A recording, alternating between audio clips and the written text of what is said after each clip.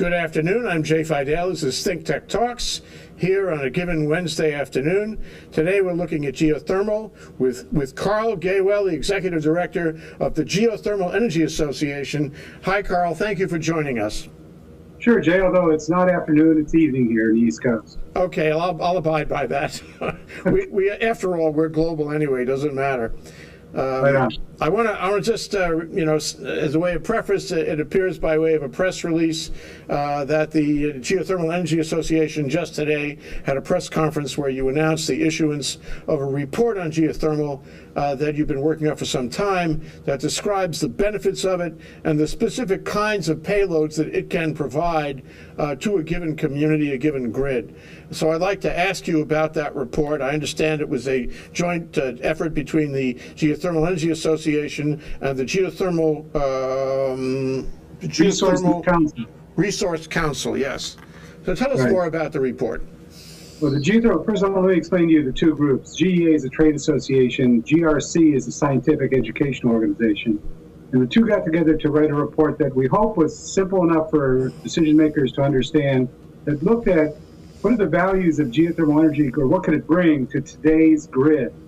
In part, the reason we did this is there's a lot of misunderstanding, a lot of mischaracterization. People think of geothermal as baseload power. It doesn't really fit in with wind and solar.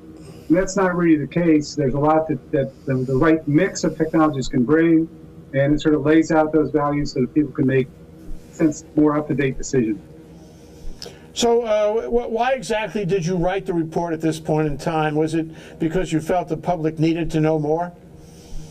It was to get the information out that geothermal is not just baseload firm power, but can also be very flexible power. We looked at a couple of recent reports that were done that fed into this, one by the Aspen Environmental Group, another one which was done recently by the EPRI, the Electric Power Research Institute, that looked at how flexible can geothermal be? Because in today's world, what you're seeing, for example, in California, there's a lot of wind and solar coming on the system, which is great. I love wind and solar, but the problem they're facing in California is how do we keep the system balanced? What can we use? What are our tools? And one of the things both of those technical reports looked at was the flexibility that geothermal power can provide, that we can ramp up and down quickly, we can provide voltage support, we can provide the types of services you need to be part of the mix for the grid we're going to have in the future. I see, and now I understand. It's not just baseload. You can be resilient. You can be programmed to step in where wind and solar are non-firm. Not only can you step in, but the Aspen report in particular really looked at some of the what people think of the alternatives, which is natural gas. And it showed that we can actually perform better. We can ramp up and down faster. There's not issues about what happens to the gas pipeline and pressurization in the pipeline. So there's some benefits there as well. So technically, there's a lot that you can do to supplement or really fix some of the issues with variable resources by adding some geothermal to the mix.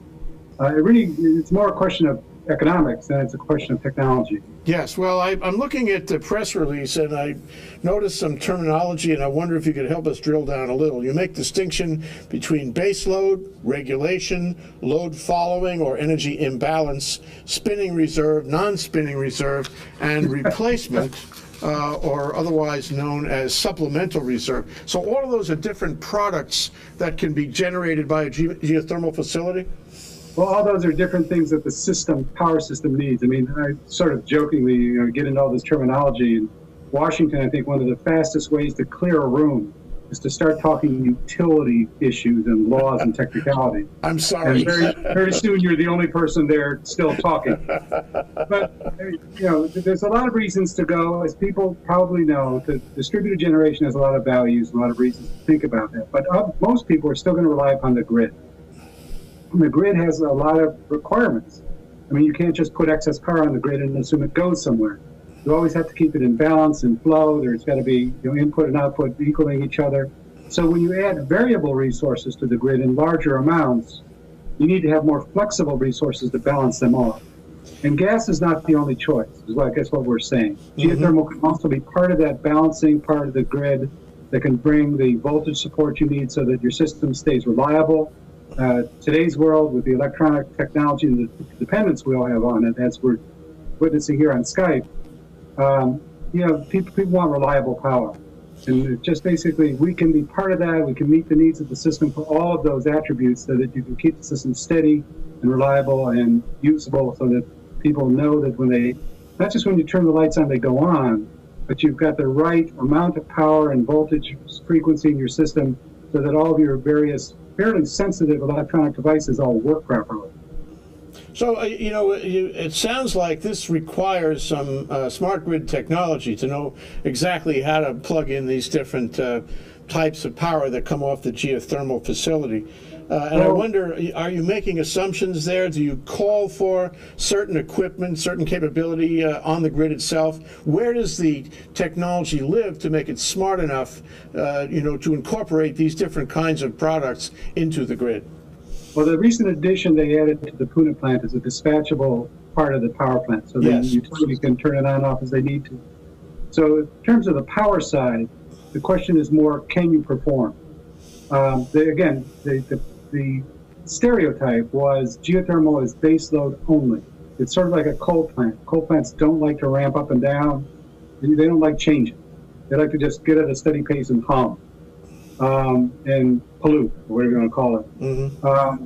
But geothermal can be, because, for example, you've got a binary power plant, you're bringing the hot water up from the ground, keeping it in a basically system of pipes, and you're extracting the heat from it through a heat exchanger. Well, the power side is on the other side of that heat exchanger.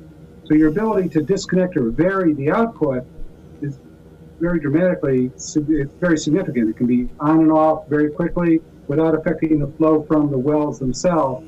You can adjust what you need to provide the power, the voltage regulation that the system needs. And the smart grid, variable resources, wind, solar, the smart grid are all what's happening. That's the world we live in today, and it's the world we're going to see more of. And I don't think it's a bad world. I think it's a good world. And I think what we're trying to say is, when you're looking at that world of the smart grid, where you've got the demand side of the meter responding to meet what the power system needs, and distributed generation feeding in, and variable resources feeding in, you also need flexible, dispatchable resources, which geothermal can be. So we fit in the grid of the future. The technology to do it is not necessarily unique to geothermal. It's more how you work the grid system and how the utilities will provide power, which 10 years from now and even today is different than it was 20 years ago. Oh, yes. Well, you mentioned Puna, and certainly Hawaii is happy to have Puna, the Puna geothermal venture, and its owner, Ormat. And I wonder, where it fits for you. Is this an important facility? Is it a facility that you think about when you write a report like this? Where does it fit in the American system of geothermal? Well, the Puna project is an interesting project because it's actually technologically a very advanced project in terms of the power cycle that it uses and the new systems it put on. I think what I think about more when I look at Hawaii is I think it's sort of unfortunate that there's been so much dispute in the Big Island about how to move forward with geothermal resources and do it in a way that respects cultural needs and institutions in the community, protects the environment, protects public health. I think all those things can be done. And you've got a great resource there, and yet you're still burning diesel fuel for electricity. I think things need to change. I'm not sure I want to get in the middle of Hawaiian politics. I don't see why. I mean, maybe Washington needs to lead the way, showing agreement. But in any event, I mean, I think things can be done. I think there's a lot of resource there that could provide clean power.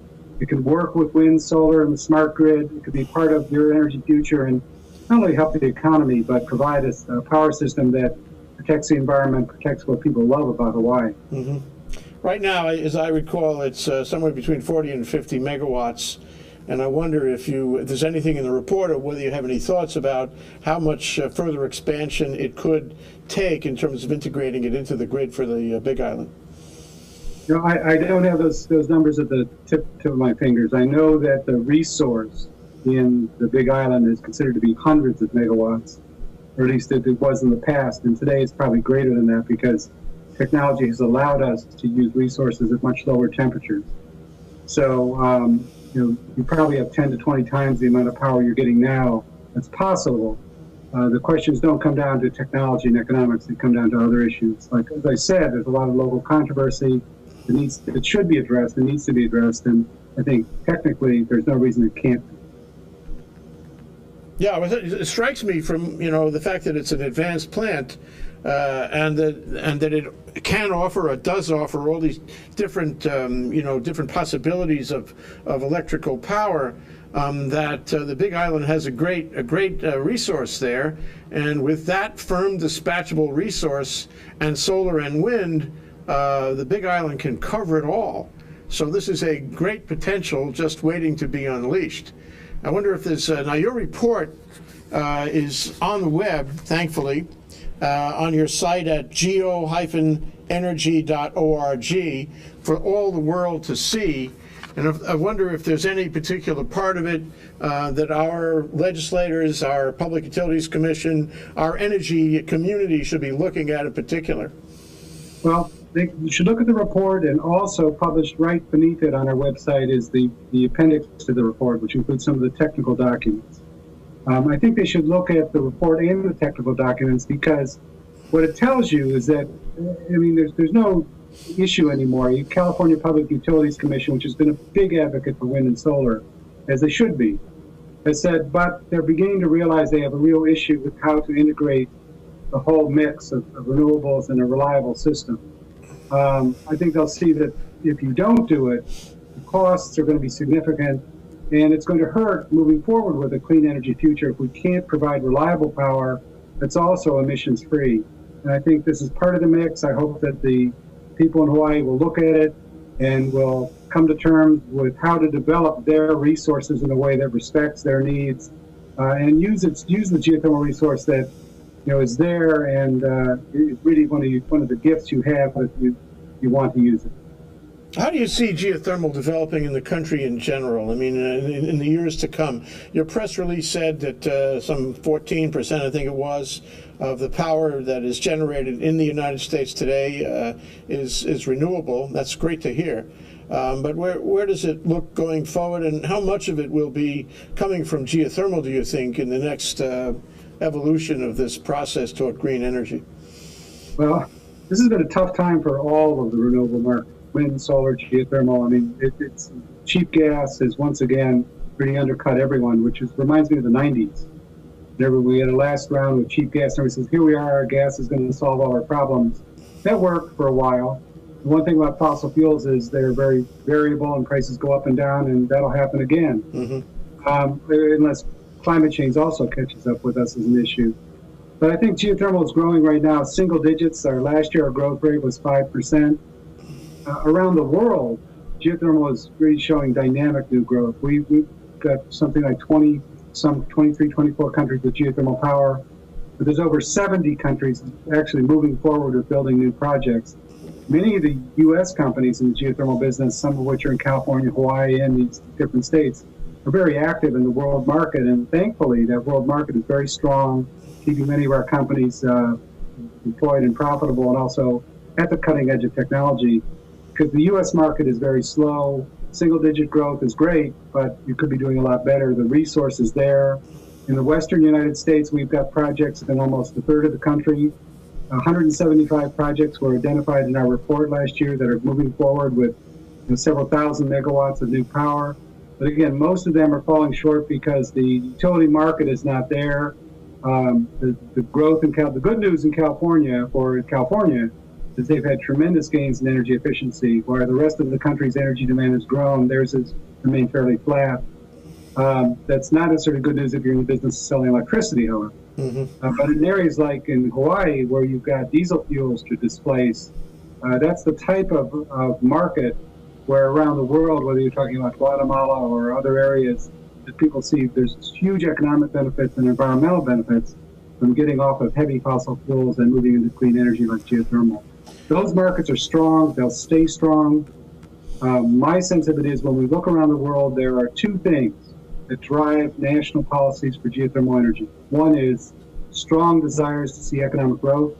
And there's strong economic growth policies coupled with strong climate change policies. In the United States, economic growth, I'm not sure our national policies are there. In climate change, the president's been great, but Washington is not.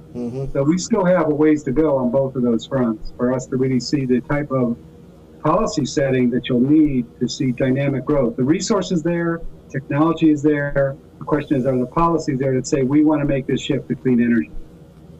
Thank you so much, Carl Gaywell, Executive Director, Geothermal Energy Association. We really appreciate you coming on the show. We hope we can talk to you again. Next time, I'd like to do it in person. The same here. Okay, Thank you, great. Carl.